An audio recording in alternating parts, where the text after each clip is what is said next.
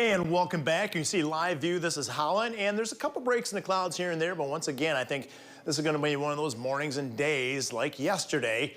Well, we're going to have more clouds overhead than sunshine, but it's going to remain dry, and it has been a wet pattern. You see a live view right now. Looks like a Delta flight taking off on a dry runway, and you can see also in Grand Rapids, kind of a different view. A lot of clouds in place, and those clouds, any time of year, they act like a blanket. Therefore, temperatures right now currently at 44 degrees. Our average lows are in the lower 40s, and so you can see upstream where the clouds have broken up quite a bit. Right now, Wausau 31, and many locations on the other side of the lake in the 30s. There are some 30s out there. Holland right now at 35 degrees. So you can see 39 right now currently in South Haven. So actually the cooler temperatures are at the lake shore. Current wind out there very light across the area, and visibility looking pretty good.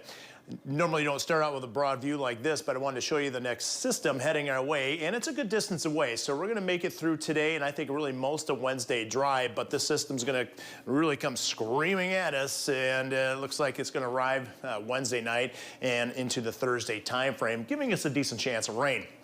Here's the latest close-up view, and you can see there's some clouds out there in the morning hours, and low clouds, very difficult to kind of pick out, but this essentially is the breakdown throughout the day. At times, we'll get a few breaks in there, but more often than not, the clouds will be overhead. Every once in a while, you have to break out the sunglasses, but overall, I think the clouds are going to dominate. I wanted to show you that view, that different forecast model, because this one tends to really break up the clouds quite a bit.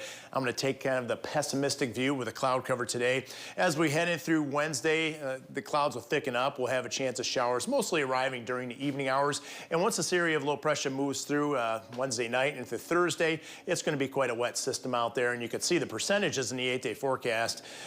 Pretty impressive. So more accumulating rain heading our way for Wednesday night and the Thursday time frame. That'll be the case also into Friday. Notice we have a solid 80% chance of rain on Thursday. Those showers will continue into the beginning of the weekend mostly.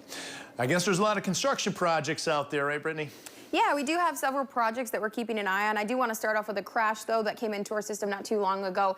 Eastbound I-96 at Dean Lake, so just keep a heads up for that if you travel on eastbound 96. And we are going to stay on I-96 because we do have lane closures in effect eastbound I-96 at Alpine today from 9 a.m. to 3 p.m.